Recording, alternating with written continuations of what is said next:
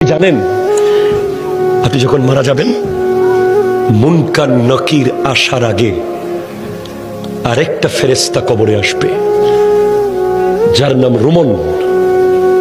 সে আপনাকে বসাবে, বলবে লেখো উকতুব আমালাক, তোমার ৬০ বছর কি কি করেছো প্রত্যেকটা মুহূর্ত লিখে দাও। ৭০ বছর যা যা করেছো সব লিখে দাও। ৯০ বছর যা যা করেছো সব লিখে দাও। আপনি জীবনে একটা বাজারের লিস্ট লেখেন নাই, আপনি জীবনে একটা দোকানের হিসাব লেখেন নাই, আপনি ট্যালেন্ট ছাত্র ছিলেন, শুধু লিখতে বিরক্ত লাগে বলে আপনি ফার্স্ট ক্লাস পান নাই কলেজে ইউনিভার্সিটিতে। আপনাকে ৬০ বছরের লেখা লিখতে হবে। প্রশ্ন করবেন, এই ফেরেশতা কালি কোথায় পাবো এত?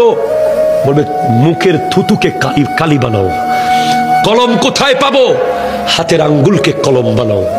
কাগজ কোথায় পাবো? গায়ের কাফনকে কাগজ বানাও। লিখে দিতে হবে।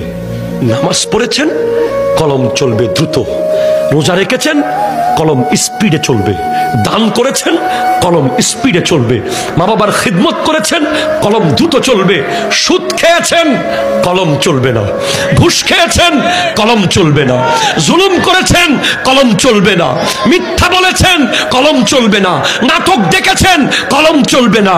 বাটপারি করেছেন, কলম চলবে না। নামাজ পড়েন নাই, কলম চলবে না।